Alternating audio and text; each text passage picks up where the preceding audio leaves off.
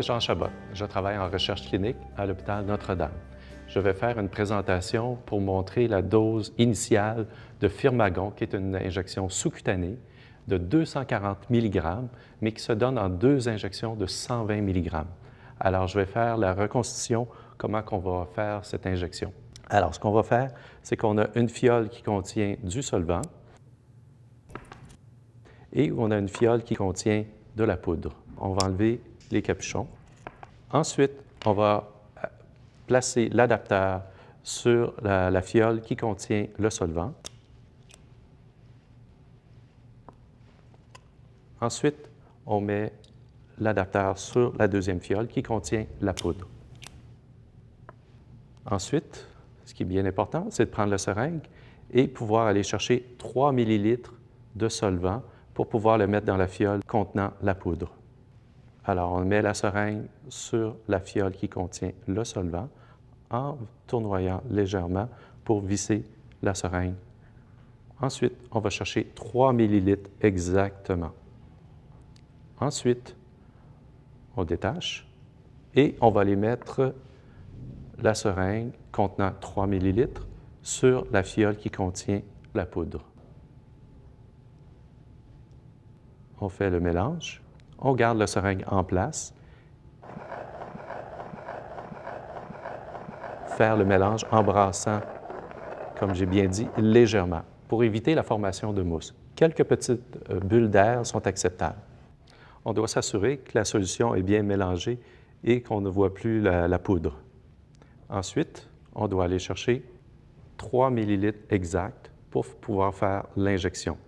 Alors, on peut détacher la seringue de la fiole contenant la solution et on va être prêt pour faire l'injection qui est sous-cutanée. Alors, on peut mettre l'aiguille en place et on doit faire 2 injections de 120 mg. Alors, on doit répéter la préparation 2 fois. L'injection doit se faire au site de l'abdomen, dans la région ombilicale. On doit faire attention de ne pas faire l'injection dans les régions où il y a de la pression à cause de la ceinture ou la région où il y a les côtes. Alors, on va presser la peau légèrement pour pouvoir rentrer l'aiguille et faire une injection en rentrant l'aiguille fermement et complètement. C'est une injection qui doit se faire au moins 45 degrés.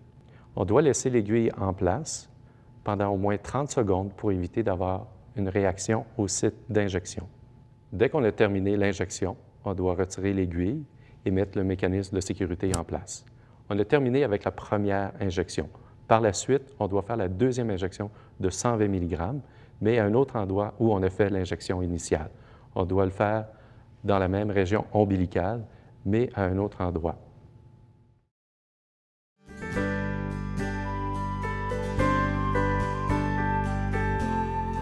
Mon nom est Jean Chabot. Je travaille en recherche clinique à l'hôpital Notre-Dame. Je vais faire une démonstration pour une injection d'entretien de 80 mg 1 mois après la dose initiale. C'est une dose d'entretien par la suite à tous les mois. Je vais faire la démonstration comment on fait l'injection sous-cutanée de Firmagon.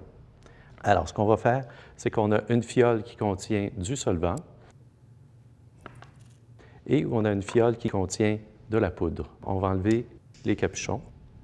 Ensuite, on va placer l'adapteur sur la fiole qui contient le solvant. Ensuite, on met l'adapteur sur la deuxième fiole qui contient la poudre. Ensuite, on va prendre la seringue et on va aller prendre 4,2 ml pour aller appliquer sur l'applicateur de la fiole dont contient le solvant. 4,2 ml exact, c'est la mesure dont on a besoin.